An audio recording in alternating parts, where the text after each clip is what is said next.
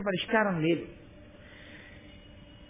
కానీ ఇక్కడ నన్నయ్య గారు హోమంలో వెలిగేటటువంటి అగ్నిహోత్రము ఎంత పవిత్రమో, హవిస్సు ఎంత పవిత్రమో, పేలాలు ఎంత పవిత్రమో, కన్నతల్లి మీద దృష్టి ఎంత పవిత్రమో అంత పవిత్రమైనటువంటి విషయాన్ని ఒకదాన్ని ప్రతిపాదన చేశారు.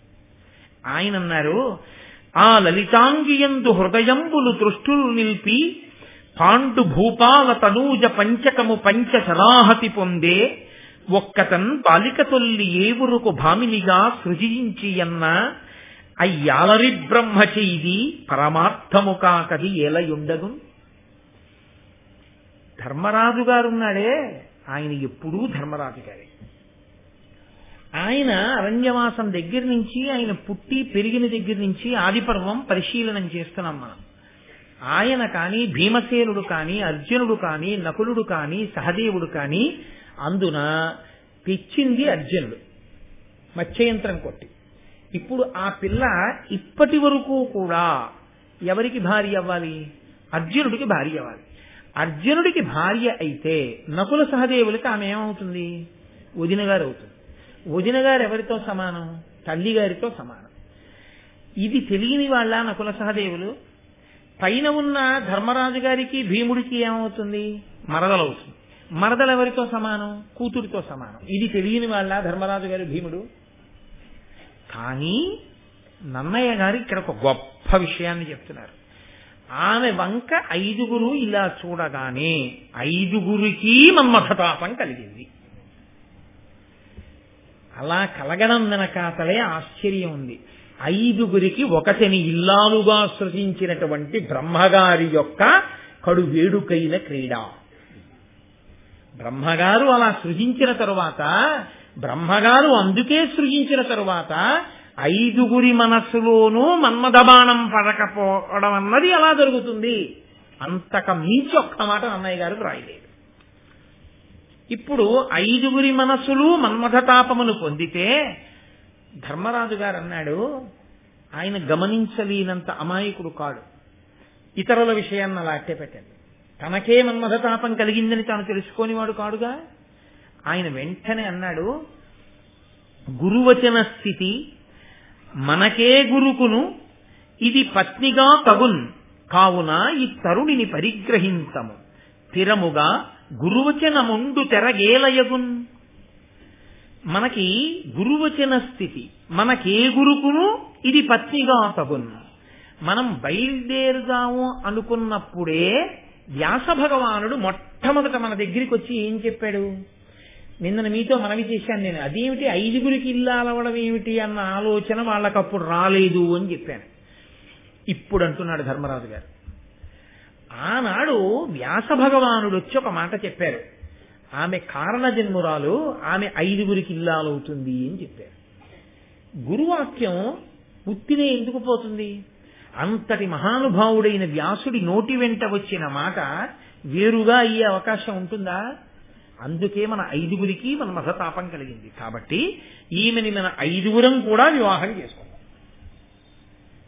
అంతకుముందు అర్జునుడు అన్నాడు, అన్నయ్య పెద్దవాడివి నువ్వు ఉండగా నిన్ను విడిచి నేను వివాహం చేసుకోకూడదు. ఇది హిడింబ విషయంలో ఎందుకు అన్వయం కాలేదో నేను మీకు ఆ ధర్మ సూక్ష్మం చెప్పాను. కానీ ఇప్పుడు ఇది శాస్త్రీయంగా జరగవలసిన వివాహం కాబట్టి పెద్దవాడిని వదిలి చిన్నవాడు చేసుకోకూడదు, కాబట్టి నువ్వు చేసుకో అన్నాడు. ధర్మరాజు గారు కాదు, 5గురము చేసుకుందామని ప్రతిపాదన చేశాడు. ఇంతలో బలరామకృష్ణులు వచ్చారు. ఇప్పటి వరకు బలరామకృష్ణులు వీళ్ళు ఎక్కడ ఉంటే అక్కడికి వచ్చినట్టు మహాభారతంలో కనపడలేదు. వ్యాస భగవానుడు వచ్చాడు. ఇప్పుడు బలరామకృష్ణులు వచ్చి వాళ్ళని పలకరించి సంతోషంగా మాట్లాడి, నువ్వు ఎలా గుర్తుపట్టావు మమ్మల్ని? ఇంతమంది గుర్తుపట్టలేనిది ఎలా గుర్తుపట్టావు అని అడిగాడు ధర్మరాజు గారు. మీ తేజస్సులు తెలియవా బావా? గుర్తుపట్టానన్నాడు. కుంతీదేవికి నమస్కారం చేశాడు, ధర్మరాజు గారిని గౌరవించాడు, మిగిలిన వాళ్ళని ఆశీర్వదించాడు. బలరామకృష్ణులు వెళ్ళిపోయారు. కానీ మీరు దీన్ని చాలా జాగ్రత్తగా గమనించవలసి ఉంటుంది. ఒక విషయం, బలరామకృష్ణులు వచ్చి ఉన్నప్పుడే వెనక దృష్టజ్యుమ్నుడు కూడా వచ్చాడు. ఎందుకు వచ్చాడో తెలుసా అండి? తండ్రి మనసుకి పరివేదన ఉంటుంది కదా. ఇంత కష్టపడి కన్నా కూతురు ఒక బ్రాహ్మణుడు మత్స్యయంత్రం కొట్టాడు, నడిపించి తీసుకెళ్ళాడు ఇంటికి. ఆగర్భ శ్రీమంతురాలు.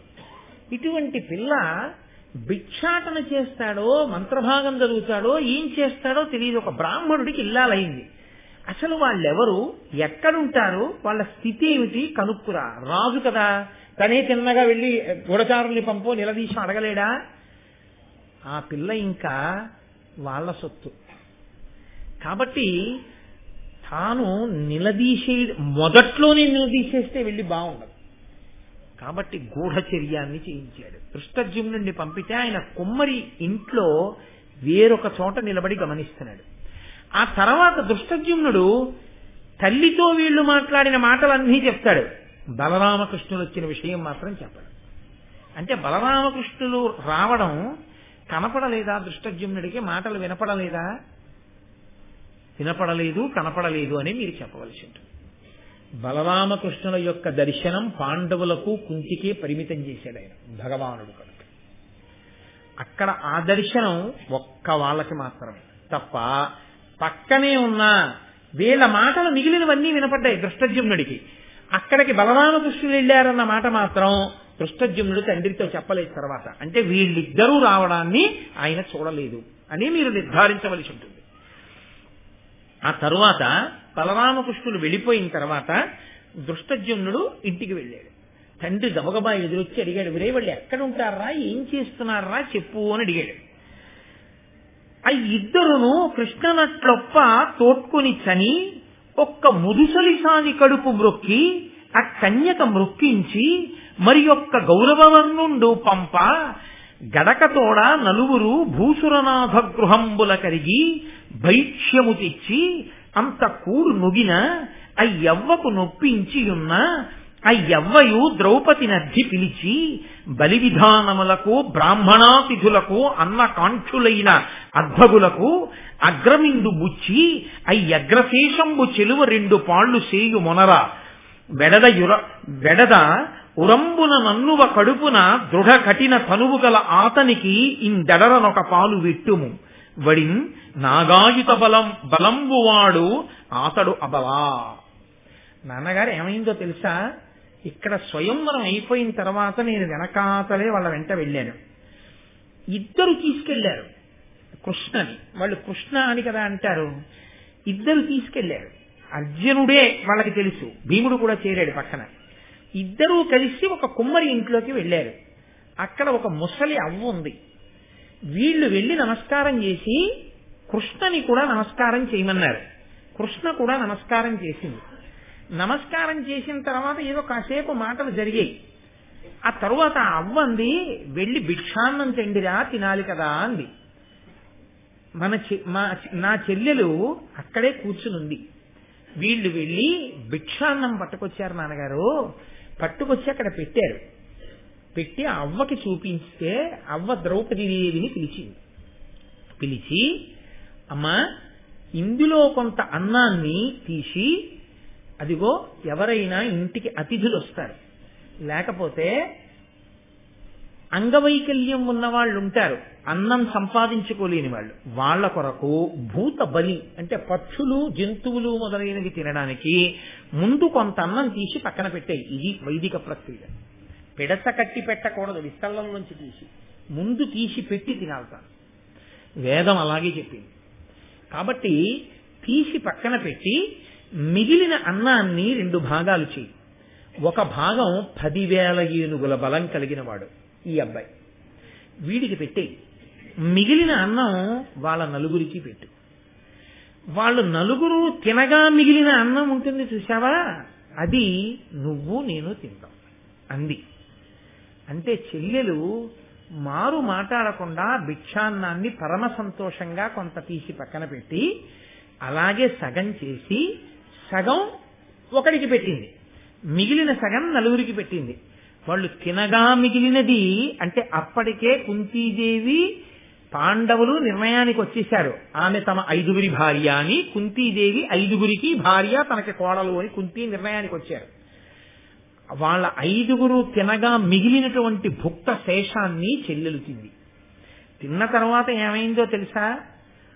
వాళ్ళ 5గురు ఏవో మాట్లాడుకున్నారు. అవన్నీ ఏం మాట్లాడుకున్నారో తెలుసా? బ్రాహ్మణులు మాట్లాడుకునేటటువంటి వేదం, మంత్రం, యజ్ఞం, యాగం ఇవి కావు.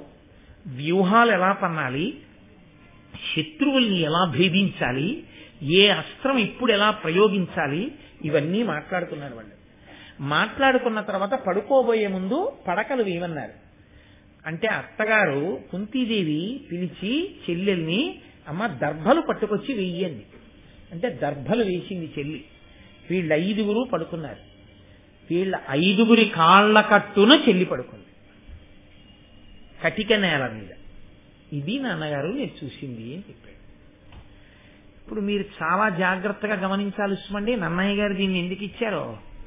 ద్రౌపదీదేవి యొక్క గొప్ప శీలమును మీరు గమనించండి. అసలు ఆవిడ మెడలో మాల వేయడంలో ఆవిడ ఇష్టాయిష్టముల ప్రమేయం ఏమైనా ఉందా? ఒక్క పోని వేసింది, అతనితో వెళ్ళిపోయింది. వెళ్ళిపోయిన తర్వాత భిక్ష తెచ్చానని ఆయన అన్నాడు, 5గురు ఉపయోగించుకోండి అని కుంతింది. అలా నువ్వు 5గురికి ఇల్లాలి ఎలా అవుతావమ్మా అని ఎవరన్నా అడిగారు ఆవిడ్ని? ఆవిడ్ని ఎవ్వరు అడగలేదు. వెంటనే ధర్మరాజు గారు ఈమెను 5గురిని చేసుకుందాం అన్నాడు. ఆవిడేం మాట్లాడలేదు. ఎక్కడైనా ఉందా మధ్యలో? అదేంటి మొహం ఇచ్చా 5గురికి ఇల్లాలి ఏమిటంటే ద్రౌపదీదేవి అంది అని నన్నయ్య గారు ఎక్కడన్నా చెప్పారా? ఎక్కడా లేదు. వెంటనే భిక్షాన్నం తెస్తే ఇంటి కోడలుగా పని ఆవిడ మొదలుపెట్టేసింది. ఇలా ఇలా పంచిపెట్టన్నారు, పంచిపెట్టింది. ఆ భుక్త శేషం తింది. అసలు పుట్టి పెరిగిన దాదిగా హంసతూలికా కల్పాల మీద పడుకోవడం తప్ప ఎప్పుడు నేల మీద పడుకోవడం అన్నది ద్రౌపదీదేవికి ఇవాల్టి వరకు తెలియదు. అటువంటి తల్లి ఈ పాండవుల 5గురి యొక్క కాళ్ల కట్టున పడుకుంది. పడుకున్నప్పుడు ఆవిడలో ఏమైనా అన్యభావన ఉందా? ఆవిడేమైనా బాధపడినట్లు కానీ, కుందినట్లు కానీ, అన్నం తినేటప్పుడు బాధపడినట్టు కానీ, అయ్యో ఇదేమి దరిద్రం అనుకున్నట్లు కానీ ఏమైనా ఉందా? అత్తగారిని కానీ 5గురిని కానీ ఏదైనా ఒక్క ప్రశ్న, అసలు మీరు ఏమిటి ఇలా ఉంటున్నారు, మీ పరిస్థితి ఏమిటి అని అడిగినట్టు ఏమైనా ఉందా? ఏమీ లేదు. అసలు ద్రౌపదీదేవి మౌనం ఆశ్చర్యం, ద్రౌపదీదేవి మాట ఆశ్చర్యం. అటువంటి ఆవిడ మీద తీర్పులు చెప్పడం అంతకన్నా ఆశ్చర్యం. చాలా కష్టం కదండి. కారణజన్మురాలు, అయ్యో నిజం. అటువంటి తల్లి అలా ఉంది అని దృష్టజుమ్నుడు చెప్పాడు. అర్థమైందా ఏమైనా ద్రుపద మహారాజుకి? అసలు వాళ్ళు ఎవరో ఏమిటో ఏమైనా అర్థమైందా? ఆయన అన్నాడు, బ్రాహ్మణులు వెడితే నిజం చెప్తారు, వాళ్ళ ముఖం చూసి కాదనలేరుగా, అందుకని కొంతమంది బ్రాహ్మణులు వెళ్ళి అడిగిరండి అని పంపాడు. ఆ బ్రాహ్మణులు వచ్చారు. రాగానే ధర్మరాజు గారు భీముణ్ణి పిలిచి, ఇవిడే వాళ్ళకి అర్ఘ్యపాద్యాదులు ఇవ్వండి రా అన్నాడు. అర్ఘ్యం ఇచ్చాడు, పాద్యం ఇచ్చాడు, పూజించాడు, కూర్చోబెట్టాడు. ఆ బ్రాహ్మణులు అన్నారు, మీ కులగోత్ర నామములు మిమ్మును నిమ్మి నిరుంగవేడి చింతాకులుడైన వాడు ద్రుపదాధిపుడు, అతనికి ప్రియంబుగా నాకిరింగింపుడింతయు ఘనంబుగ అద్భుత యంత్ర మధ్యమున్ వీకుననట్టులేసిన సువిక్రమునాతడు కోరు చూడగన్. అసలు మీ కులం ఏంటి, మీ గోత్రం ఏంటి, మీ 5గురు ఎవరు, ఈవిడ మీ తల్లి అంటున్నారు, మీరు ఎక్కడుంటారు, ఇక్కడ ఎందుకున్నారు ఈ కుమ్మరి ఇంట్లో? మత్స్య యంత్రాన్ని కొట్టినటువంటి వాడు తనకు అల్లుడు అని ద్రుపదుడు అనుకుంటున్నాడు. అతను ఒకసారి చూడాలనుకుంటున్నాడు. మీ పేర్లు ఏమిటో, మీ గోత్రం ఏమిటో, మీ కులం ఏమిటో, మీ ఊరు ఏమిటో, మీ విషయాలు ఏమిటో అయ్యా ఒక్కసారి చెప్పండి, పిల్లని కన్న తండ్రి కదా, ఆదుర్దా లేకుండా ఎలా ఉంటుంది? ద్రుపదుడు కంగారు పడుతున్నాడు అన్నారు. అంటే ధర్మరాజు గారు అన్నాడు, మీ రాజుగారు తన కూతుర్ని వేరొక ఇంటి కోడల్ని చేయడానికి పెట్టినటువంటి నియమం ఏమిటి? మత్స్యంత్రాన్ని కొట్టడం. కొట్టే తెచ్చాడా ఇతను? కొట్టే తెచ్చాడు. కాబట్టి కొట్టి తేగానే ధార్మికంగా పిల్లని మా ఇంటికి తెచ్చుకోవడం అయిందా లేదా? అయింది. ద్రుపదుడు ఆ ఒక్క నియమమేగా పంపడానికి పెట్టింది. ఆ ఒక్క నియమం మేము తీర్చినప్పుడు మిగతా విషయాలు ద్రుపదుడికి ఎందుకు? దేనికి ఆందోళన పడుతున్నాడు? అందుకని ఏమీ కంగారు పడద్దని చెప్పండి. నేను మీతో మనవి చేశాను కదా, ధర్మరాజు గారు సామాన్యుడు కాడు, చాలా గడుసుతనంగా మాట్లాడతారు. ఆయన అర్థం చేసుకోవడం చాలా కష్టం. అసలు ఆయనతో మాట్లాడాలంటే భారతంలో ఒక్క ఆవిడే ద్రౌపదీదేవికే చెల్లుతుంది. కాబట్టి ఇప్పుడు దృష్టజుమ్నుడికి మరింత ఆ ద్రుపదుడికి మరింత మతిపోయింది. అసలు ఎవరో తెలియదు, ఏమిటో తెలియదు, ఇది ఎక్కడ గొడవ? కాబట్టి ఆయన ఏం చేశాడంటే, ఒక పని చేయండి, బ్రాహ్మణులు, క్షత్రియులు, వైశ్యులు, ఇతర కులాల వాళ్ళు 5 రకాల వాళ్ళు ఎక్కేటటువంటి రథాల్ని తీసుకెళ్లి ఇంటి ముందు నిల్చోబెట్టి మిమ్మల్ని ద్రుపదుడు రమ్మంటున్నాడు, ఒకసారి మర్యాదకి అని పిలవండి. వాళ్ళు ఏ రథం ఎక్కొస్తారో చూడండి. అప్పుడు కొంత సమాచారం వస్తుందిగా. 5 రకాల రథాలు ఇంటి ముందు పెట్టి, అయ్యా మిమ్మల్ని ద్రుపద మహారాజు గారు పిలుస్తున్నారు మీ మామగారు. ఇప్పుడు వీళ్ళేం చేశారో తెలుసా అండి? 5 బ్రాహ్మణులు ఎక్కే రథాలు ఎక్కడం మానేసి క్షత్రియులు ఎక్కే రథాలు ఎక్కారు. ఇదో పెద్ద యోమం. రత్నములతో తాపడం చేయబడినటువంటి క్షత్రియులెక్కే రథాలెక్కి వాళ్ళందరూ చక్కగా వచ్చారు. ఇంకొక పరీక్ష పెడదాం అని ద్రుపదుడు ఏం చేశాడంటే, రత్నాలు, వజ్రాలు, వైఢూర్యాలు, మాణిక్యాలు, గోమేధికాలు, వస్త్రాలు, ఎన్నో అక్కడ ఖడ్గాలు, విల్లంబులు, ధనస్సులు, తుణీరాలు ఇవన్నీ పెట్టాడు. రథాల పైన ఉండేటటువంటి గోపురాలు ఇవన్నీ అక్కడ పెట్టాడు. వాళ్ళు బ్రాహ్మణులు దానంగా పుచ్చుకునేవి ఏముంటాయో అవన్నీ పక్కన పెట్టి క్షత్రియులు పుచ్చుకునే ఖడ్గాలు, ధనస్సులు, బాణాలు, బాణతూణీరాలు, రథాల మీద ఉండే ఆ ఆచ్ఛాదనాలు ఇలాంటివన్నీ వాళ్ళు పుచ్చుకున్నారు. అమ్మ నాయనో, ఎక్కింది క్షత్రియుల రథం, పుచ్చుకున్నది క్షత్రియులు పుచ్చుకునేవి, ఉన్నదేమో బ్రాహ్మణ రూపాలతో. అసలు వీళ్ళెవరు?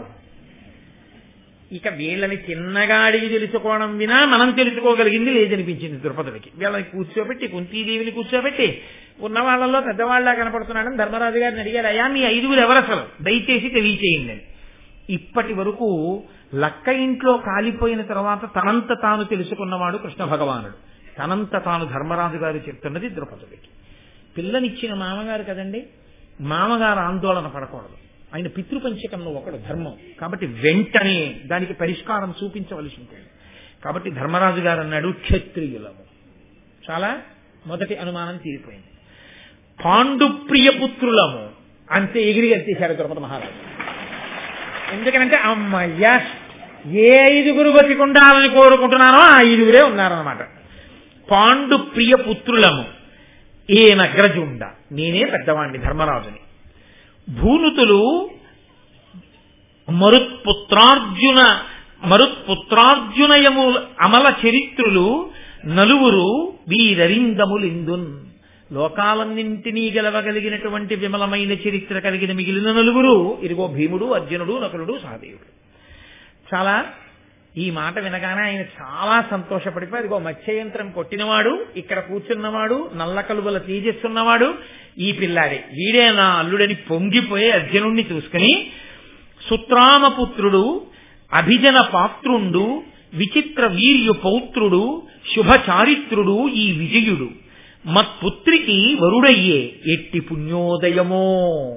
పొంగిపోయాడు. అర్జునుడికి ఇల్లాలవ్వాలని కదా ఆయన కోరిక. సుత్రామపుత్రుడు మహానుభావుడదిగో దేవేంద్రుడి యొక్క కొడుకు, అభిజన పాత్రుండు, పెద్దల చేత అందరి చేత కూడా అభిమానమును పొందినవాడు, విచిత్ర వీర్యు పౌత్రుండు, విచిత్ర వీర్యుని యొక్క మనవడు, శుభచారిత్రుడు, శుభమైన చరిత్ర కలిగినటువంటి వాడు ఈ విజయుడు, నా కూతురికి భర్త అవుతున్నాడు. ఎంత సంతోషమో, ఇతనే నా అల్లుడు అంటే. ధర్మరాజు గారు అన్నాడు, అతనే కాదు అల్లుడు, 5. ఆశ్చర్యపోయి ఆయన అన్నాడు, అదే 5 అల్లుళ్ళు ఏమిటి అన్నాడు. ఆయన అన్నాడు, నేను ఇంకా పెద్దవాడిని ఉన్నాను, వాడు తమ్ముడు, వాడెలా చేసుకుంటాడు ముందు అన్నాడు. ముందు అంటే ఆయన అన్నాడు, పోనీ నువ్వే చేసుకో, నువ్వు ఒక్కడివే చేసుకో, పెద్ద కోడలు అవుతుంది మీ ఇంటికి, నాకేం అభ్యంతరం లేదు, ధర్మము ఎవరైనా పాటించవలసిందే కదా. అందుకని ద్రుపదుడు అన్నాడు, అట్లా యగునేని ఈ కన్య అభిమతముగా వసుమతీనాథ నీవ వివాహమగుము, ధర్మ మార్గం ఎవ్వరికి తప్పమగునే అనినా అతని కనియ ధర్మాత్మజుండు. పోనీ నువ్వు చేసుకోవయ్యా అంటే, ఇప్పుడు ధర్మరాజు గారు అన్నారు, కాదు కాదు, మేము 5 ఈ అమ్మాయిని వివాహం చేసుకుంటాం, మేము 5 నీ కల్లుళ్ళం అవుతాం, ఈమె మా 5 వలన కుంతీదేవికి కోడలవుతుంది, పాండురాజు గారికి కోడలవుతుంది అంటే. ద్రుపదుడు ముక్కున వేలేసుకుని అన్నాడు, ఒక్క పురుషునకు భార్యలు పెక్కెండ్రగుట ఎందుకలదు, పెక్కెండ్రకు ఆలొక్కతయగుటే ఏ యుగముల ఏ కథలను వినియు ఎరుగమెవ్వరి వలనన్. లోకంలో ఎక్కడైనా ఒక్క పురుషుడికి ఒక భార్య ఉంటుంది, ఒక్కొక్కచో ఒక పురుషుడికి ఎక్కువ మంది భార్యలు ఉంటారు తప్ప ఒక్క స్త్రీకి 5 భర్తలు ఉండడం ఎక్కడా చూడలేదు. అసలు ఏ యుగంలో ఎప్పుడైనా ఎక్కడైనా ఇలాంటి కథ విన్నామా? ఎక్కడా లేదు. ఒక ఆడదానికి 5 భర్తలు ఏమిటా? మీరు నేను ఏమీ నాలుక పీక్కోక్కర్లేదు, పీక్కోవలసినంత ద్రుపదుడు పీక్కున్నాడు. ఎందుకో తెలుసా అండి పాపం, ఆయన తండ్రి, ఆయనకి బాధ ఉండదండి అసలు, ఎక్కడా కనీ విని ఎరుగని ఆచారం తీసుకొస్తేను. అందుకని ఆయన అన్నాడు, ఏ యుగంలో ఎక్కడైనా విన్నావా? ఎంత నవ్వుల పాలు, ఒక్క ఆడపిల్లని 5గురికి ఇవ్వనా? 5గురికి భార్య అవుతుందా? ఎలా అవుతుంది? ఎప్పుడైనా విన్నావా? నువ్వు ధర్మరాజు, నీ నోటి వెంట అనవసరపు మాట రాదు. ఈ మాట ఎలా అంటున్నావు? సరే, ఈ మాట అన్నాక నాకు ఇంకో ఆలోచన చెప్పడానికి అసలు ముందు నేను స్థిమితపడాలి కదా. రేపు మళ్ళీ నువ్వు, అర్జునుడు, నేను, కుంతి మనం మళ్ళీ కూర్చుందాం. దుష్టజమ్నుడు కూర్చుని మాట్లాడుకుందాం. ఇవాళకి వెళ్ళి విశ్రాంతి తీసుకోండి మహాప్రభు అన్నాడు. ఈలోగా గబగబా వేదవ్యాసుడు వచ్చాడు. అమ్మ నాయనో, వ్యాస భగవానుడు వచ్చాడు, మహానుభావుడు, పెద్దవాడు, ఇంకా ఇటువంటి సమయంలో ఆయన రావడం కన్నా అదృష్టమే ఉంది, ధర్మం చెప్పేవాడు దొరికాడు అని ఆయన్ని ఉన్నతాసనం ఇచ్చి కూర్చోబెట్టి గౌరవించి అర్ఘ్యపాద్యాదులిచ్చి ఆయనకి ఈ ప్రశ్న నివేదించారు.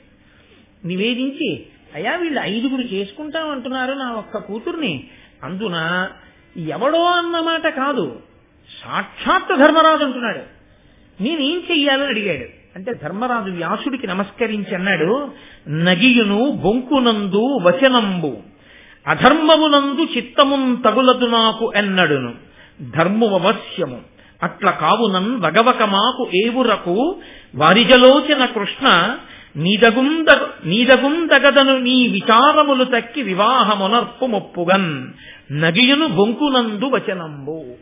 నేను పరిహాసానికి కూడా నా మాటలో అబద్ధం ఉండదు.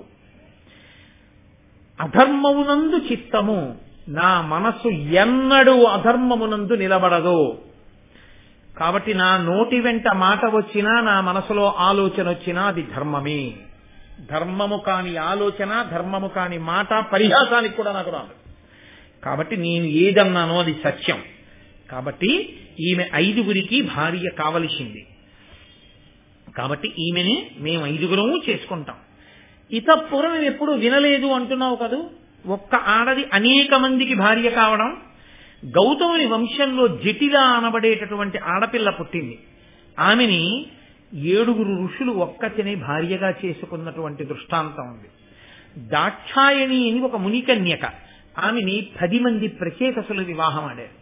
ఆమె 10 మంది ప్రచేతసులకి భార్య అయింది. గురులలోన పరమ గురువు తల్లియ, అట్టి తల్లి వచనమును విధాతృ కృతము అన్యథాకరింప అలవియే అనినం దొరకు ఇట్టులనియే ద్రుపద విభుడు. లోకంలో గురువులకు గురువు ఎవరంటే తల్లి, మాతృదేవోభవ అని కదా ఉపనిషత్తు. అటువంటి గురువైన మా అమ్మ తన నోటి వెంట ఎన్నడూ అసత్యం పలకదు. మా అమ్మ శక్తి అటువంటిది. ఆడి తప్పడం కాని, అసత్యం పలకడం కాని, మా అమ్మ అన్నది అసత్యం అవ్వడం కాని ఇప్పటి వరకు లేదు. కాబట్టి మా అమ్మ నోటి వెంట వచ్చింది అంటే బ్రహ్మగారి నిర్ణయం అదేనన్నమాట. మా అమ్మ 5గురు ఉపయోగించండి అండి. కాబట్టి మేము 5గురము ఆమెని స్వీకరిస్తాం. అంటే ద్రుపదుడు వ్యాసుని వంక చూసి నమస్కారం చేసి, అయ్యా మీ నిర్ణయం చెప్పండి అన్నాడు. వ్యాసుడు ద్రుపదుడితో అన్నాడు, ధర్మ తత్వజ్ఞుడి ధర్మతనూజుండు ధర్మ మార్గం వేల తప్పబలుకు దేవతామూర్తి దేవి మాధవి ఏలతా నిరుంగక అనృతంబు వలుకు వీరల పలుకులు వేల్పుల మతమును ఒక్కండ కావున ఒండు దక్కి ఈ ఏవురకు కూతునిచ్చి వివాహంబు కావింపు. మరి దీని కల తెరంగు వినగా ఇష్టమేమి వినుమని ద్రుపదు చేయూది ఇంటిలోని కొనరనరిగి తాను అతడు ఏకతమయుండి వానికంతయును చెప్పతొడగే ధర్మవిదుడు. వ్యాస భగవానుడు అన్నాడు, ధర్మతత్వజ్ఞుడయా ధర్మరాజు, ఆయన నోటి వెంట అమృతం వస్తుందా? ఆయన ధర్మ మార్గం తప్పెందుకు పలుకుతాడు? ఆయన అన్నాడంటే అదే తీర్పు. 2, దేవతామూర్తి ఈ కుంతి నోటి వెంట అటువంటి మాట ఎందుకు వస్తుంది? కాబట్టి దేవతలందరి నిర్ణయం కూడా ఈమె ఒక్కతే 5గురికి భార్య కావాలని. కాబట్టి ఆ 5గురికి ఇచ్చి వివాహం చేసేసేయి. మీరు ద్రుపద మహారాజు అయితే తృప్తి పడిపోయారా ఈ జవాబుకి? మీరు ద్రుపదుడైతే వ్యాసుడిలా చెప్పాడని, ధర్మరాజు అలా చెప్పాడని కన్యాదానం 5గురికి చేయడానికి సిద్ధంగా ఉన్నారా? నిర్మోహమాటంగా చెప్పండి, సిద్ధంగా ఉన్నారా?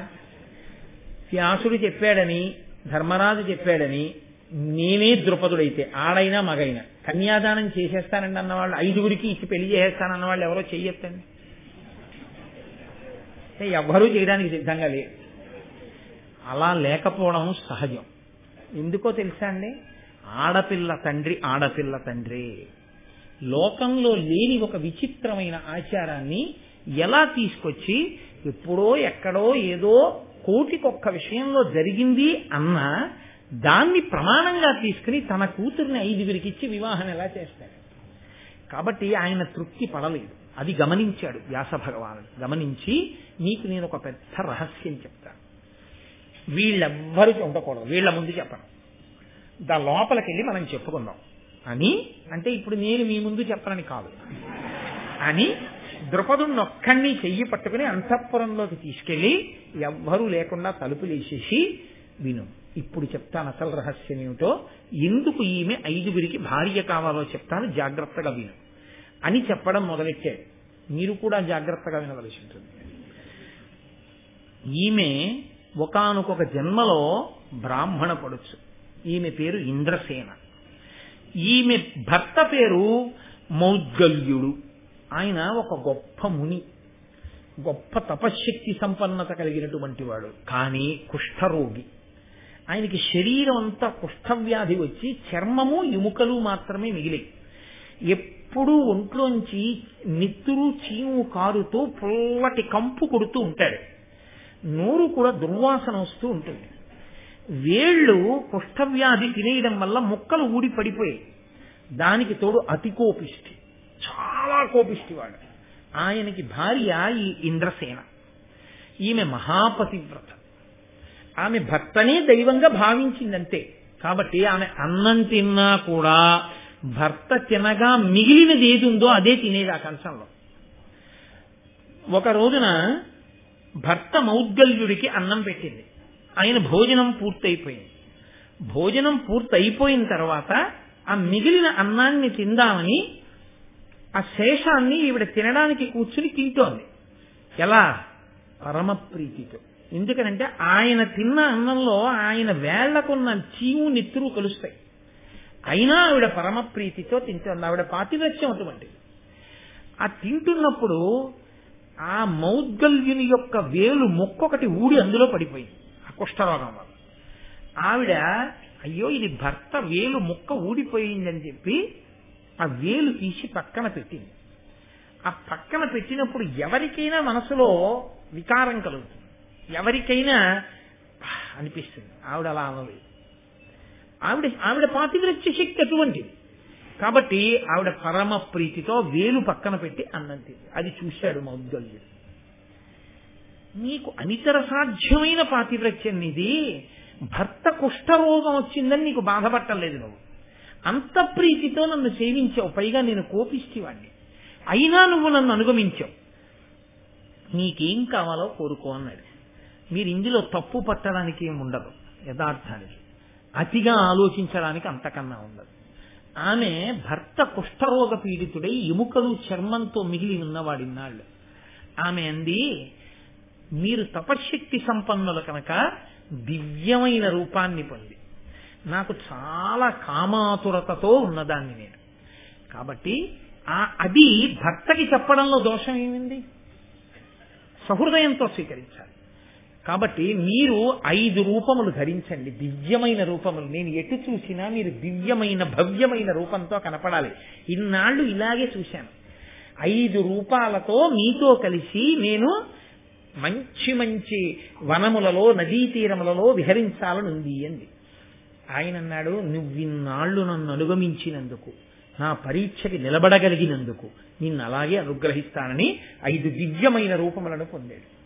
పొంది ఆయన సూర్యరథం ఎక్కించి ఆవిడ్ని నదీ తీరములు, సాగర తీరములు, ఉద్యానవనములు, తోటలు అన్నిటినీ తిప్పుతూ చాలా కాలం సంతోషంగా గడిపి, ఇక నేను తపస్సు చేసుకోవడానికి వెళ్ళిపోతున్నాను, చాలు అనుభవించిన భోగానికి అంతెక్కడ ఉంటుంది, నేను వైరాగ్యాన్ని పొందాను అన్నాడు.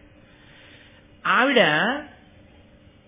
కొంతకాలం అయిపోయింది, భర్త వెళ్ళిపోయాడు, ఆవిడ కూడా శరీరం విడిచిపెట్టేసింది. విడిచిపెట్టేసిన వాసనాబలం ఏమిటో తెలుసా అండి? ఒక్క భర్త 5 రూపాలతో ఇంత గొప్పగా క్రీడించి ఆనందిస్తుంటే ఇంత సంతోషం అనుభవించానన్న భావన ఆమె యందు ఉండిపోయింది. ఆమె కూడా శరీరం విడిచిపెట్టేసి, భర్త తపస్సుకు వెళ్ళిపోయాడు, విడిచిపెట్టి ఆమె కాశీరాజుకి పుత్రికగా పుట్టింది. ఆవిడకి ఆ జన్మలో పెళ్ళవలేదు.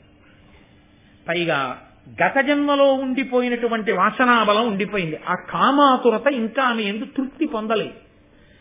అటువంటి సమయంలో ఆమె భర్త కోసమని తపస్సు చేసింది. ఆ తపస్సు చేస్తున్నప్పుడు 5 దేవతలు అటుగా వెళ్ళారు. వాళ్ళు దాని కడకు ప్రత్యేకంగా ధర్మ వాయు వాసవాశ్వినుల్ ప్రీతులై వచ్చి దానినాత్మ దేహాంశజులకు దేహాంతరమున పత్నిగా కోరి రధిక సౌభాగ్యయుక్తి. అలా ధర్మదేవత, వాయు, ఇంద్రుడు, అశ్విని దేవతలు వీళ్ళు ఆ తపస్సు చేసుకుంటున్నటువంటి కాశీరాజు గారి కుమార్తె ముందు నుంచి వెళ్ళిపోతూ వాళ్ళ 5 అనుకున్నారు, ఈమెకి వచ్చే జన్మలో మేము 5 భర్తలైతే బాగుండు అనుకున్నారు. ఇక్కడ మీకు ఒక అనుమానం వస్తుంది, ఏమంటే దేవతలకు కూడా అలాంటి పెచ్చి ఉంటుందా? ఒకవేళ ఉండిపో, తపస్సు చేసుకుంటున్న దానికి భర్త కావాలనేగా తపస్సు చేస్తోంది, ఈ జన్మలోనే భర్త అయితే వదిలిపోలా, మళ్ళీ వచ్చే జన్మలో అవుతామంటాం ఎందుకు వాళ్ళు? అంటే మహాభారతంలో లేదు, కానీ మార్కండేయ పురాణంలో దీని గురించి వివరణ ఉంది. అదే ద్రౌపదీదేవి యొక్క జీవితంలో ఉన్న రహస్యం. అందుకే వ్యాస భగవానుడు లోపలికి తీసుకెళ్లి కూర్చోబెట్టి ద్రౌపదుడికి చెప్తున్నాడు. ఒకానొకప్పుడు దేవేంద్రుడు త్వష్ట ప్రజాపతి బ్రాహ్మణుణ్ణి సంహారం చేశాడు. ఆయన్ని సంహరించడం చేత ఆయనలో ఉన్న ధార్మికమైన తేజస్సు వెళ్ళిపోయి ధర్మదేవతని ఆశ్రయించేసింది. వేరొకసారి వృత్రాసురుడు అనబడేటటువంటి వాణ్ణి సంహారం చేశాడు. ఆ సంహారం చేసినప్పుడు తద్దోష కారణం చేత ఆయన శరీరంలో ఉండే బలం ఆయన్ని విడిచిపెట్టి వాయుదేవుణ్ణి ఆశ్రయించి వెళ్ళిపోయింది. ఎవరి నుంచి? అన్నీ ఇంద్రుడి నుంచే. ఇంద్రుడికి సంబంధించిన ధర్మము ధర్మదేవత దగ్గరికి వెళ్ళింది, ఇంద్రుడి బలం వాయుదేవుడి దగ్గరికి వెళ్ళింది. ఆయనే ఒకానొకప్పుడు తానే ఇంద్రుడిగా ఉండి అహల్య చేత అహల్యని మోసగించి అహల్యని అనుభవించాడు. ఆయన మోసగించి అంటే అహల్యకి తెలుసు వచ్చినవాడు ఇంద్రుడని. మోసగింపబడిన వాడు ఎవరంటే యథార్థానికి గౌతముడు. మీరు రామాయణం బాలకాండలో విన్నారు. అందుచేత తన రూప సౌందర్యంతో మభ్యపెట్టి ఆయన అహల్యని అనుభవించాడు. అప్పుడు ఆయన శరీర సౌందర్యం జారిపోయి అశ్విని దేవతల దగ్గరికి వెళ్ళిపోయింది. వాళ్ళ అందగాళ్ళు కనుక ఆ ఇంద్రుడిగా ఉండిపోయాడు. ఇప్పుడు ఆ ఇంద్ర తేజస్సే వీళ్ళ దగ్గరికి వెళ్ళింది. ఇప్పుడు మీరు బాగా పట్టుకున్నారో లేదో, ఇది మార్కండేయ పురాణాంతర్గతం. మీరు నన్నయ్య గారి భారతం చూస్తే నన్నయ్య గారి భారతంలో కనపడుతుంది.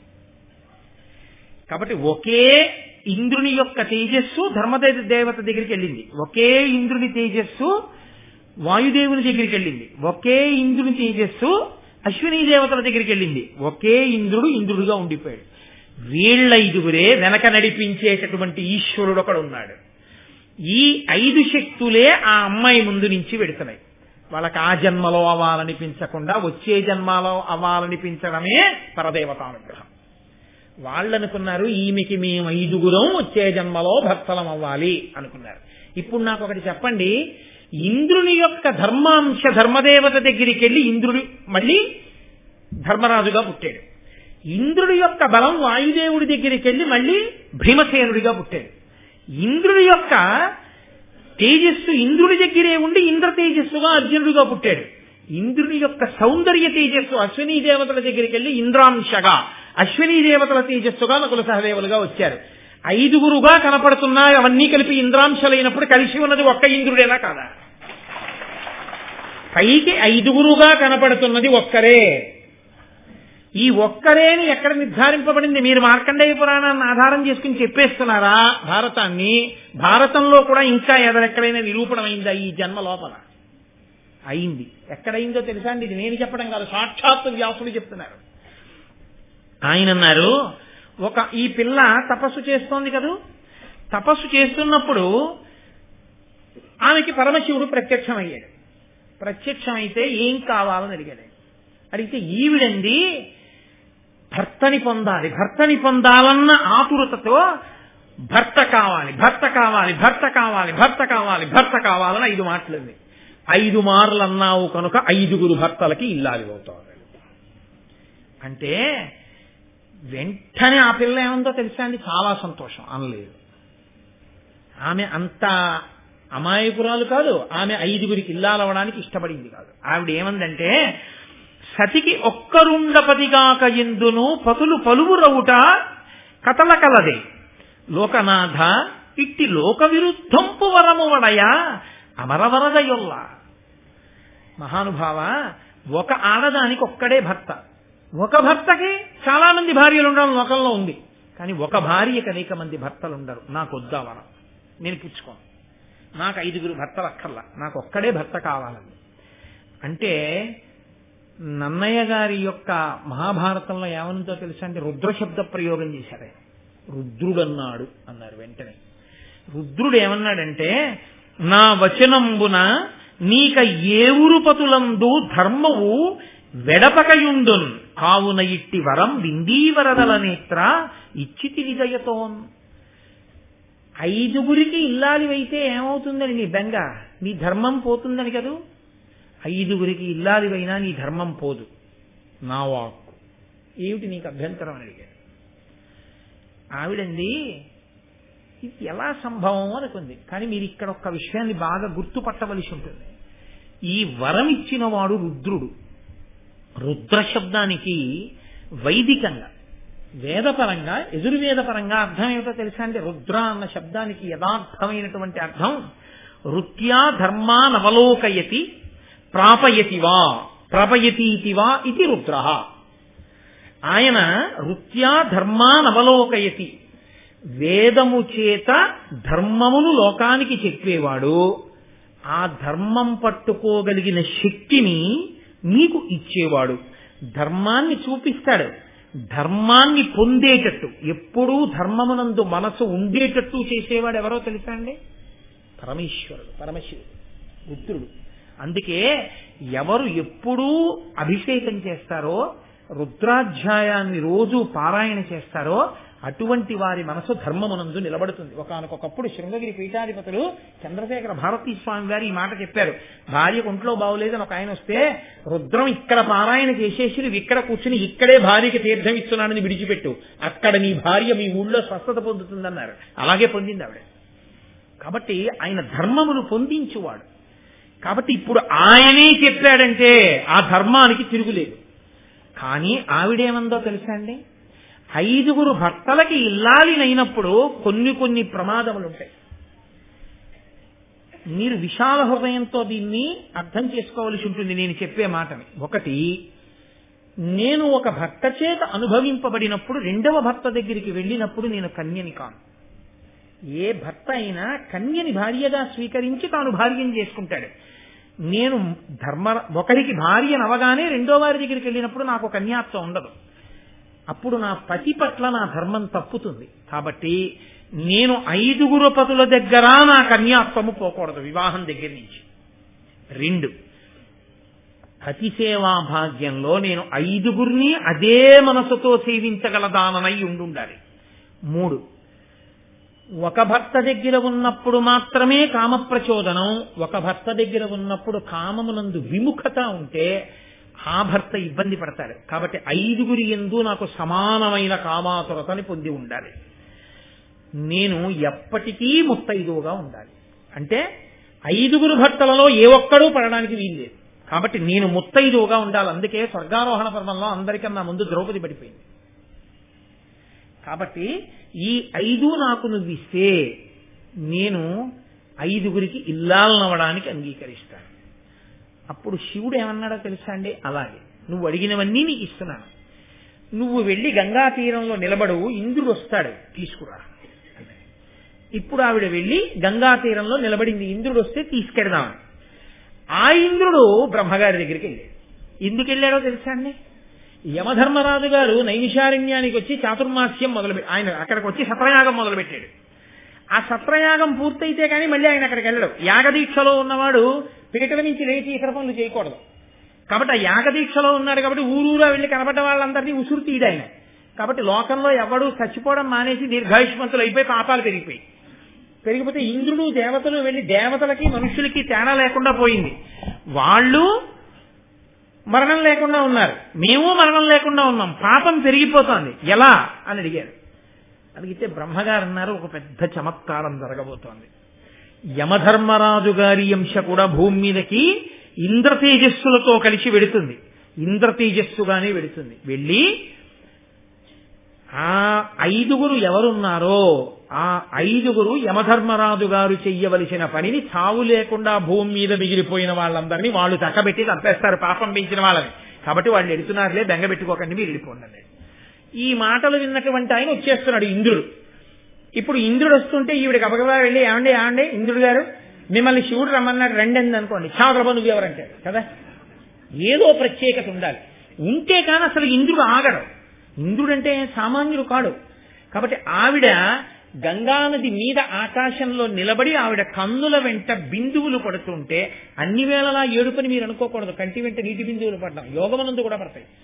కంటి వెంట నీటి బిందువు కింద పడుతుంటే గంగలో పడ్డ ప్రతి బిందువులోంచి బంగారు తామర పుడుతోంది. ఇది చూసి ఇంద్రుడు ఆశ్చర్యపోయాడు దేవతలు. ఇదెక్కడి చమత్కారం రా, ఈవిడ కన్నీటి బిందువులకి బంగారు తామరలు పుడుతున్నాయి అని ఆయన ఆగి, నువ్వెవరు, ఎందుకు ఏడుస్తున్నావు అలాగా, ఈవిడ కన్నీటి బిందువులు బంగారు తామరలు అవుతున్నాయి, అది నేను తర్వాత చెప్తాను కానీ శివుడు రమ్మంటున్నాడు పదంటారు అని ఆవిడ శివుడి దగ్గరికి తీసుకొచ్చింది. ఈలోగా శివుడు ఏం చమత్కారం చేశాడో తెలుసా అండి.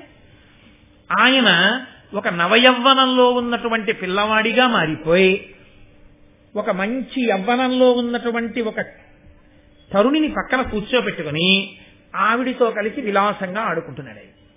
ఇంద్రుడు అటుగా వెళ్ళిపోతూ అక్కడ ఉన్నటువంటి పర్వత గుహలో భార్యతో కలిసి ఆడుకుంటున్నటువంటి ఈ నవయవ్వనంలో ఉన్న యువకుణ్ణి చూశాడు. ఆయన లేచి నిలబడలేదు, ఆయన కోపం వచ్చింది ఇంద్రుడికి. దిక్పాలకులు కూడా నా కింద పనిచేస్తుంటారు, అటువంటిది నేను వెడుతుంటే లేచి నిలబడకుండా భార్యతో ఆడుకుంటున్నవాడెవరు అని అమిత స్థావర జంగమంబయిన బ్రహ్మాండంబుదానింతయున్మమతాగోచరమీ త్రిలోకములు అసన్మద్బాహు వజ్రాను పాల్యము ఏ ఇంద్రుడా ఇచ్చిన నురక లీలంజూత మాడంగ ఉత్తమ సింహాసనమొక్క నీకుతనునే దర్పించి నా ముందటన్. వజ్రాయుధాన్ని చేతిలో పట్టుకుని 3 లోకములను పరిపాలించగలిగినటువంటి వాడిని నేను. అటువంటి నేను వెడుతుంటే నువ్వు అలా కూర్చుని ఏమిటి అలా మాట్లాడుతున్నావు, ఏమిటి ఆడుకుంటున్నావు, ఏంటి ఎవరిని అనుకుంటున్నావు అన్నాడు. ఆయన అన్నాడు, ఆ పిల్లవంక చూసి ఓసారి వెళ్ళి ఆయన్ని ముట్టుకో అన్నాడు. ఆవిడ లేచి వచ్చి ఇలా ముట్టుకుంది. ముట్టుకోగానే ఆయన గబేలుడికి పడిపోయాడు. ఆయన సమస్త శక్తులు నశించిపోయాయి. ఆవిడే కదండి సమస్త శక్తి స్వరూపం. కింద పడిపోయాడు. కింద పడిపోయి బాబోయ్ ఈయనెవరో అసామాన్యుడు అని తెల్లబోయి చూస్తున్నాడు.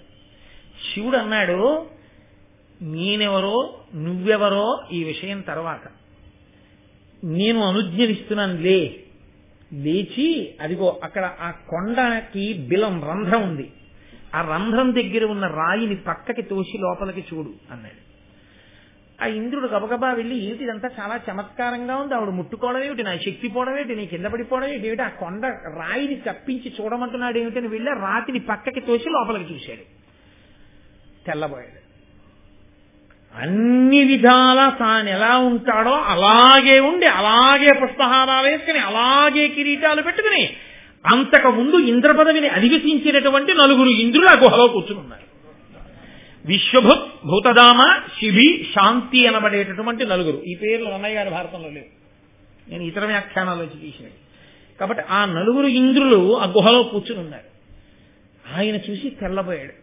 వాళ్ళు 4 ఇంద్రులు, వాళ్ళు ఇతపూర్వం ఇంద్ర పదవిని నిర్వహించిన వారు, అయిపోయింది ఆ పదవి, వచ్చి ఇక్కడ కూర్చుని ఉన్నారు. శివాజ్ఞ మేరకు అక్కడ ఉన్నారు. ఆయన బ్రహ్మమస్తకావలీది పద్ధతి నమ శివాయ. యుగాలు వెళ్ళిపోతే సృష్టి చేసిన బ్రహ్మగారి పుర్రెనే మెళ్ళలో వేసుకుంటాడు ఆయన. అటువంటి కాలాతీతుడు పరమేశ్వరుడు అంటే ఆయనకి తెలియందే ఉంటుంది. ఇప్పుడు చూసిన ఇంద్రుడు తెల్లబోయి ఆయన వంక చూశాడు. చూస్తే ఆయన అన్నాడు, మీ 5 ఇంద్రులే, తత్వత మీరు 5 కనపడుతున్నా ఒక్కటే, మీరు 5 ఇంద్రులే. కానీ ఇప్పుడు మీరు 5 కనపడినట్టే ఆ ఇంద్రతత్వమే లోకంలో 5 పుట్టాలి. ఒక మనుష్యకాంతకి పుట్టేటప్పుడు మళ్ళీ ఏ ఇంద్ర తేజస్సు విడివడి కొంతమంది దేవతలుగా దగ్గరికి వెళ్ళిపోయిందో ఆయా తేజో రూపాలతో ఆయా అంశాలతో భూమి మీదకి ఇంద్ర తేజస్సు రావాలి. అందుకని ధర్మదేవత వలన ధర్మరాజుగా, వాయువు వలన భీమసేనుడిగా, ఇంద్రుడి వలన అర్జునుడిగా, అశ్వనీ దేవతల వలన నకుల సహదేవులుగా 5గురుగా రావాలి. మీరు 5గురు ఇంద్రులే అయితే మీరు 5గురు అనుభవించినది, మీరు 5గురు పొందినది, మీరు 5గురు పరిపాలించినది, మీ 5గురి చేత పొందబడినది స్వర్గలక్ష్మి. కాబట్టి ఆ స్వర్గలక్ష్మీదేవియే, ఆ జగన్మాతయే లోకంలో అయోనిజగా ద్రౌపదీదేవిగా ద్రుపదుడి యొక్క యజ్ఞగుండంలోంచి ఆవిర్భవిస్తుంది. మీరు ఆమెని వివాహం చేసుకుంటారు. అందుకని మీకు 5గురికి ఒక్కతే ఇల్లాలవుతుంది. ఇది కారణం. కాబట్టి ఇదంతా ఎవరు చెప్పారు? ఈ రహస్యాన్ని వ్యాస భగవానుడు ద్రుపదుడికి చెప్పాడు. చెప్పి, పిచ్చివాడ, ధర్మరాజు నోటి వెంట ఎందుకు వచ్చిందో తెలుసా మేము 5గురం వివాహం చేసుకుంటామని? కుంతి నోటి వెంట ఎందుకు వచ్చిందో తెలుసా మేము 5గురం వివాహం చేసుకుంటామని? అయోనిజయ అయినటువంటి ఆ స్వర్గలక్ష్మి ఇక్కడ ద్రౌపదిగా వచ్చింది. ఈ వచ్చిన కారణం చేత 5గురు ఇంద్రులు ఒక్క స్త్రీని వివాహం చేసుకోవాలి. అందుకని 5గురి వివాహం చేసుకుంటామంటున్నారు. ఇది చాలా లోకోత్తరమైన కళ్యాణం, ఎక్కడా లేనిది, కానీ అసామాన్యమైన విషయం. ఇంకా నీకు నమ్మకం కలగకపోతే నీకు నేను యోగ దృష్టిని ఇస్తున్నాను. ఇప్పుడు నువ్వు ఒక్కసారి తలుపు దగ్గరికి వెళ్ళి తెర తీసి ఆ కూర్చున్న 5గురి వంక చూడు, నీకేం కనపడుతుందో చూడు అని యోగ దృష్టినివ్వగానే ద్రుపదుడు వచ్చి తెర తీసి అక్కడ కూర్చున్న ధర్మరాజు, భీముడు, అర్జునుడు, నకులుడు, సహదేవుడు 5గురి వంక, ఆ ద్రౌపదీదేవి వంక చూశాడు. చారుమణి ప్రభాపటల జాల విచిత్ర కిరీట మాలికాభారములన్ సముద్యజన పావక వర్ణములన్ సువర్ణ కేయూర విభూషణావళు నొప్పుచునున్న తదీయ దేహముల్ ధీరుడు చూచే తాళ సమదీర్ఘత పొల్చిన వాని నేనిటిన్. అందరూ తాటి చెట్టంతంత శరీరాలు, అందరూ వజ్ర వైఢూర్యములతో కూడిన కిరీటాలు, అందరూ మెడలో ఒకే రకమైన హారాలు, అందరూ ఒకే రకమైనటువంటి బట్టలు, అందరూ ఒకే రూపంతో ఉన్నటువంటి 5గురు ఇంద్రులు కనపడ్డారు. ఇటు చూశాడు, స్వర్గలక్ష్మి దర్శనమైంది. ఓహో, కారణ జన్మురాలు నా ఇంట జన్మించి నన్ను తరింపచేసింది. ఈవిడ రాక్షస వినాశనము కొరకు వచ్చింది, భూభారమును తగ్గించడానికి. ఇంద్రశక్తి ఇంద్రుణ్ణి పొందుతుంది. ఒక్క ఇంద్రుడు 5గురిగా ఉన్నాడు. కాబట్టి ఇంద్రశక్తి మాత్రం ఆ 5గురిది ఒకటే. కాబట్టి ఆమెయే వారికి భార్య అవుతోందని సంతోషంగా కన్యాదానం చెయ్యడానికి అంగీకరించాడు. అప్పుడు వ్యాసుల వారన్నారు, ఇంకా ఎప్పుడో ముహూర్తం కాదు, నేడు పుణ్యధనము నిమ్మితో రోహిణీ యుక్తుడై శశాంకుడున్నవాడు మంత్రవంతముగ క్రమంబున ఏవురు పెండ్లియగుడు కృష్ణ ప్రీతితోడా. రోహిణీ నక్షత్రంతో చంద్రుడు ఉన్నాడు కాబట్టి ఇవ్వాలే ద్రౌపదీ కళ్యాణం. అంటే ఆవిడని మొట్టమొదట ధర్మరాజు గారికి ఇచ్చి వివాహం చేశారు, కన్య. ఆ తర్వాత భీమసేనుడికి ఇచ్చి వివాహం చేస్తున్నారు, కన్యేనా? కన్యే, పరమశివుడి యొక్క వరం. ఆయనే ఇది ధర్మమే అని నిలబెట్టాడు. కాబట్టి రుద్రశక్తి, అందుకని ఆ మాట అంతే, ఆమె కన్య. అర్జునుడికి ఇచ్చినప్పుడు కన్య, నకులుడికి ఇచ్చినప్పుడు కన్య, సహదేవుడికి ఇచ్చినప్పుడు కన్య. అయితే నీతో నేను ఒక్క మాట చెప్పకుండా ఇవాళ ఉపన్యాసాన్ని పూర్తి చేస్తే మాత్రం ఒక అయోమయం అలాగే ఉండిపోతుంది. అసలు ఎందుకు పుట్టినట్టు ద్రౌపదిలా? ద్రౌపదిగా కాకుండా పాండవులకు 5గురు భార్యలు ఉండి ఉంటే ఏమైనా అభ్యంతరం ఉంటుందా? ద్రౌపదీదేవి పుట్టడం మానేస్తే ధర్మరాజు గారికి భార్య లేదా? భీముడికి భార్య లేదా? అర్జునుడికి భార్య లేదా? నకుల సహదేవులకు భార్యలు లేరా? ఉన్నారు. మరి ద్రౌపదీదేవి ఎందుకు పుట్టింది? వాళ్ళందరికీ విడివిడిగా భార్యలు. ధర్మరాజు గారి భార్య ధర్మరాజు గారి భార్యే, భీముడి భార్య భీముడి భార్యే, అర్జునుడి భార్య అర్జునుడి భార్య. సుభద్ర లేదండి, ఒక్కొక్కరే భార్య. 5గురికి కలిపి అసలు ఒక భార్య పుట్టించడం వల్ల ఈశ్వరుడు ఏం చెయ్యాలనుకుని పుట్టించాడు? ఏమిటి కారణం దానికి? ఒక్కటే మీరు బాగా జ్ఞాపకం పెట్టుకోండి. ద్రౌపదీదేవి జన్మించి ఉండి ఉండకపోతే గాంధీవము ఉపయోగపడదు, భీమసేనుని గద ఉపయోగపడదు, ధర్మరాజు గారి ఈటె ఉపయోగపడదు, యుద్ధము లేదు, రాక్షస సంహారము లేదు. ఎందుకో తెలుసా అండి? ఒక్కటే. అందుకే అతిమానుష చరిత ఆవిడ. అయోనిజగా పుట్టడానికి కారణం అదే. అయోనిజగా పుట్టింది అన్ననాడే ఆవిడ మానవకాంత కాదు. మానవకాంత కానిది మానవకాంతగా నటించిందంతే ఆవిడ స్వర్గలక్ష్మి. ఎందుకు ద్రౌపది 5గురికి ఇల్లాలిగా వచ్చిందో తెలుసా అండి? ఆ స్థితిలో ఆవిడ నిలబడితే తప్ప సంహారం కాదు. ఎందుకు అన్నది నేను మీకు చిన్న విశ్లేషణ చెప్తాను, జాగ్రత్తగా వినండి. ఇప్పుడు ఆవిడ 5గురిని వివాహం చేసుకుంది. చేసుకున్న తర్వాత పుట్టింటికి వెళుతుంది. ద్రుపద మహారాజు గారి కూతురుగా, పాండురాజు గారి కోడలుగా, 5గురి భర్తలకి ఇల్లాలిగా ఎనలేని ఖ్యాతిని పొందింది. లోకం తెల్లబోయినా ఆవిడ ధర్మం ఆవిడిది. ఆ తరువాతి కాలంలో హస్తినాపురానికి వెళ్ళింది, ఆదిపర్వంలోనే వస్తుంది. అక్కడ 5 సంవత్సరములు భోగభాగ్యములు అనుభవించింది. ఇంద్రప్రస్థాన్ని రాజధానిగా చేసుకుని అర్ధరాజ్యం ఇస్తే ధర్మరాజు గారికి పట్టమహిషిగా ఆమె మహారాజ్ఞి అయింది. రాజసూయాగంలో కూర్చుంది. కానీ దుర్యోధనుని యొక్క అసూయ అంతా వెళ్ళిపోయి ఎక్కడ నిలబడిపోయిందో తెలుసా అండి? ద్రౌపదీదేవి మీద నిలబడిపోయింది. ఆవిడ ఒక భార్య దేనికి సంతోషిస్తుందో దానికి సంతోషించి నవ్వినా వాడు ఓర్చలేకపోయాడు. రాజసూయాగం జరుగుతోంది. ధర్మరాజు గారు రాజసూయాగం చేస్తున్నాడు, సింహాసనం మీద కూర్చునున్నాడు.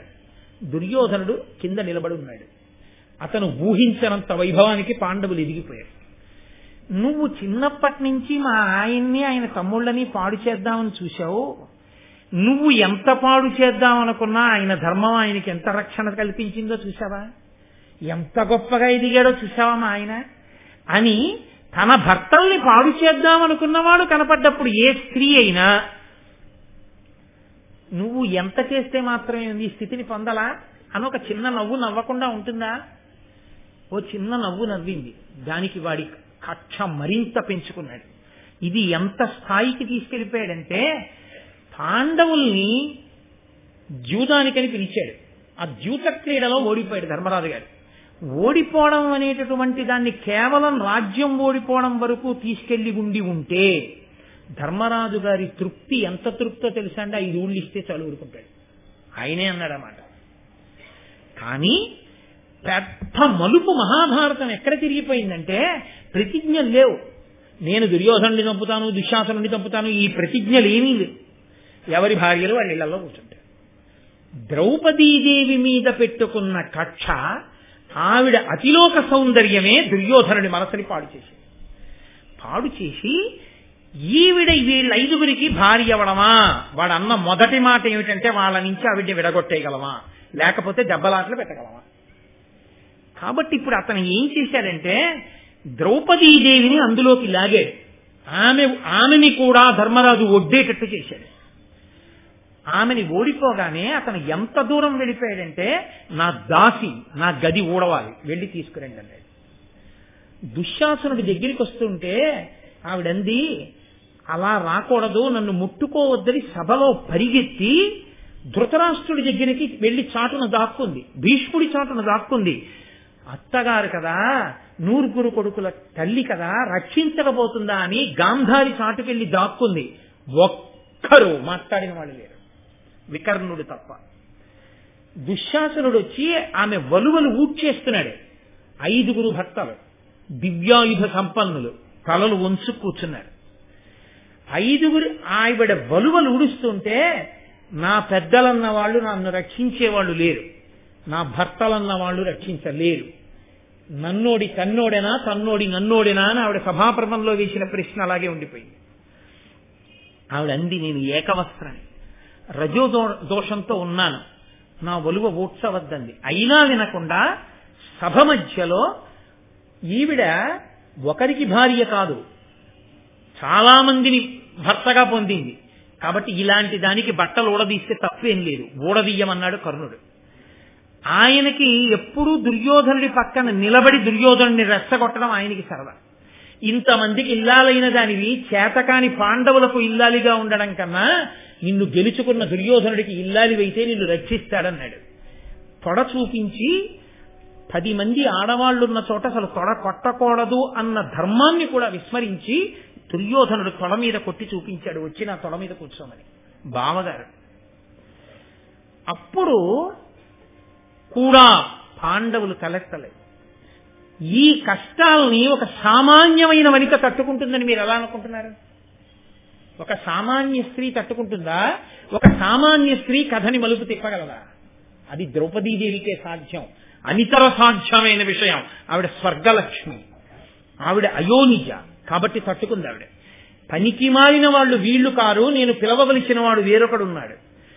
ఆవిడ బంధుత్వం ధర్మరాజు గారికి బావగారు కాబట్టి బంధుత్వం చేత అన్నగారు కృష్ణుడు. అన్నగారని కృష్ణుడితో సంబోధన మొదలుపెట్టి కృష్ణుడి యందున్న ఈశ్వరతత్వాన్ని గుర్తిరిగి ఆయనకి మహాభక్తురాలైంది. ఆ కృష్ణుణ్ణి ప్రార్థన చేసింది. ఆయన అనేకమైనటువంటి వస్త్రములను ఇచ్చాడు. ఇంకా అవి లుప్తం అవ్వడం లేదు, ఇక తగ్గడం అన్నది లేదు. అన్ని వస్త్రములను ఆయన ఇచ్చేశాడు. అక్షయ వస్త్ర ప్రదానం చేశాడు. దుశ్శాసనుడు ఒలువ లోడ్చలేక పడిపోయాడు. ఆవిడ్ని జుట్టు పట్టి సభలోకి ఈడ్చి తెచ్చాడు. ద్రౌపదీదేవి జోలికి వెళ్లారు కాబట్టి భీముడు ప్రతిజ్ఞ చేశాడు. ఏ దుర్యోధనుడు తొడకొట్టి చూపించాడో ఆ తొడలు విరిచేస్తాను కురుక్షేత్రంలో అన్నాడు. ఏ ద్రౌపదీదేవి జుట్టు పట్టి ఈడ్చాడో ఆ దుశ్శాసనుడి గుండెలు బద్దలగొట్టి నిత్తురు తెచ్చి ద్రౌపదీదేవి కురులకు రాసే వరకు ఆమె జడ వేసుకోదు. ఇప్పుడు ప్రతిజ్ఞలు ఎందుకు వచ్చాయి? దుర్యోధన దుశ్శాసనుల్ని చంపుతానని. ద్రౌపదీదేవి జోలికి వెళ్ళకపోతే వస్తాయా? ఇవి రాకపోతే భీముడి గదకి విలువుందా? అర్జునుడి గాంధీవానికి ఏమైనా విలువుందా? ఆవిడ్ని ధృతరాష్ట్ర మహారాజు అడిగాడు సభాపర్మంలో, నీకు వరాలు ఇస్తున్నాను, ఏం కావాలన్నాడు. ఆవిడ ముందు ఏ జరిగిందంటే, ధర్మరాజుని దాస్య విముక్తుణ్ణి చెయ్యండి కొడుకుతో సహా అంటే, ధర్మరాజు గారి కొడుకుతో సహా విడిపించాడు ధృతరాష్ట్రుడు. ఇంకొక వరం ఇస్తానమ్మా, ఏం కావాలన్నాడు. ఎక్కడ శపిస్తుందో అని భయపడి, మిగిలిన నలుగురిని ఆయుధాలతో విడిపించండి అండి. ఇంకొక వరం కూడా కోరుకో అన్నాడు. ఆవిడ వెంటనే ధర్మం పాటించి క్షత్రియ వరత 2 వరాలే కోరాలి, నాకు అక్కర్లేదు 3. భర్తలని మళ్ళీ విడిపించిన ఖ్యాతి ద్రౌపదీదేవిది. మళ్లీ జీవితం ఆడాడు ధర్మరాజు గారు. అరణ్యవాసం, అజ్ఞాతవాసం. మళ్లీ అరణ్యవాసానికి వెళ్ళినప్పుడు ఆవిడ అందమే ఆవిడికి శాపం. లోకంలో పురుష ప్రకృతి ఎలా ఉంటుందో చూపించింది. అన్నగారు సైంధవుడు వరసకి ఆవిడ్ని చూసి మోహించి ఆవిడ్ని బలవంతంగా ఎత్తుకుపోతుంటే పాండవులు వెళ్ళి ఈడ్చి తెచ్చారు. మహాధర్మమూర్తి కనుక దుస్సల భర్త, అయ్యో వాడిని చంపడమా, ఆడబడుతూ పసుపు కుంకాలు తీసేయడమా నా భర్తలని విడిచిపెట్టమంది. వాడు శివుడి గురించి తపస్సు చేసి అభిమన్యుడిని చంపేశాడు. విరాట పర్వం వచ్చింది, కీచకుడు ఆవిడ వెంటపడ్డాడు. ఆవిడ మహాధీరవనిత, ఆవిడ కాబట్టి తట్టుకుందండి. ఆవిడ కాబట్టి వెళ్ళగలిగింది. ఆవిడ లేనినాడు భారతం ఎక్కడుంది? ఆవిడ లేనినాడు ప్రతిజ్ఞలు ఎక్కడున్నాయి? ఆవిడ లేనినాడు యుద్ధం ఎలా జరుగుతుంది? ఆవిడ వలన యుద్ధం జరగకపోతే రాక్షస సంహారం ఎలా జరుగుతుంది? ఇన్ని మలుపులు తిప్పగలిగినటువంటి తేజోమూర్తిగా అక్కడ నిలబడగలిగిన శక్తి ఎవరికి ఉంటుంది? అనంజ సామాన్యమైన శక్తి అయోనిజైనటువంటి ద్రౌపదీదేవికి తప్ప అన్యులకు సాధ్యమే. కాబట్టి ఆవిడ కీచకుడిని ఎదుర్కొంది, భీమసేనుణ్ణి పంపించింది. ముద్ద చేసి అక్కడ పారేస్తే శవాన్ని కాగడాలో చూపిస్తే నిర్భయంగా చూసింది. ఉపకీచకులు కట్టి తీసుకెడుతుంటే భీముడికి వినపడేటట్టు ఏడ్చింది. అంతమంది ఉపకీచకుల్ని చంపేశాడు భీమసేనుడు. విరాట పర్వంలో ఆవిడ కుడి పక్కకి కొప్పేసుకుని సైరంధ్రిగా బతికింది. అయినా సరే కనపడ్డవాడల్లా అబ్బా ఏమందామన్నవాడే. ఇన్ని మాటలు పడి భర్తల కోసం అంతగా నిలబడింది. ఇన్ని కష్టాలు పడినా కూడా, ఇన్ని ఇబ్బందులు పడినా కూడా, పుట్టుకతో ఆడభ్ర శ్రీమంతురాలైనా కూడా భర్తలు భిక్షాటన చేసి తెచ్చిన అన్నం తినవలసి వచ్చినా ఆవిడ ఎన్నడూ మనసులో ఖేదపడలేదు. అంత ధర్మంతో అనువర్తించింది. ఇవన్నీ ఏ కాంత వలన నడుస్తాయి? ఏ సామాన్యమైన స్త్రీ మహాభారతాన్ని నడిపించగలదు? ఏ సామాన్యమైన స్త్రీ ఈ పాపాలన్నీ పోయేటట్టు, పాపులు తొలగిపోయేటట్టు చెయ్యగలదు? ఆమె కాబట్టి నడిచింది కథ. ఇంత గొప్ప ద్రౌపదీదేవి ఇన్ని కష్టాలు పడ్డా, అన్ని మాటలు ధర్మరాజు ద్యూతమాడినా, అరణ్యవాసం చేయవలసి వచ్చినా, అజ్ఞాతవాసం చేయవలసి వచ్చినా ఆవిడ కాబట్టి ధర్మరాజు గారి గురించి అంత గొప్పగా చెప్పుకుంది.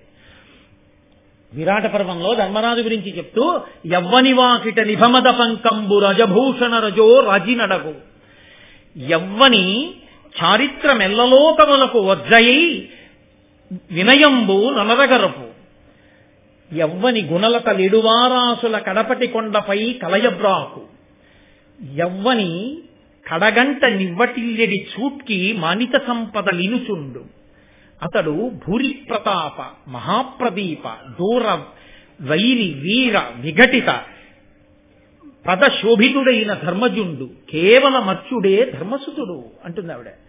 కోటీర మణివీష్టికాంఘ్రితలుడు కేవలమర్చుడే ధర్మసుతుడు. ఆ ధర్మరాజు అంటే ఎటువంటి వాడో తెలుసా? అది ఆవిడ ప్రతిభక్తి. ఎవ్వని వాకిట నిభమద పంకంబు రజభూషణ రజో రజినడగు అంది ఆవిడ.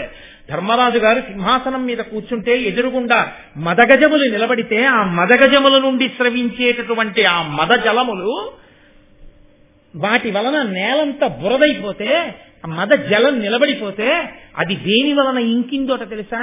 ధర్మరాజు గారి దర్శనం కోసం తోసుకుంటూ వస్తున్నటువంటి కొన్ని వేల మంది రాజులు పెట్టుకున్న ఆభరణముల ఒరిపిడికి వాళ్ళు పెట్టుకున్న ఆభరణములలో ఉండేటటువంటి రత్నముల యొక్క గుండ రాలి కింద పడితే దాని వలన ఆ మదగజముల యొక్క మదజలములు ఇంకే. అంత గొప్పవాడయా ధర్మరాజు అంటే. ఏమిటనుకుంటున్నావు భీమసేన?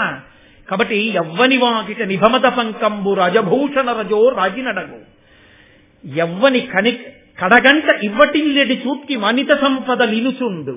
ఏ ధర్మరాజు గారు ఇలా చూస్తే ఐశ్వర్యం కలుగుతుందో అంతటి మహానుభావుడైన ఎవ్వని చారిత్రమెల్లలోకంబులకు వజ్జయై వినయంబు ఒనరగరపు.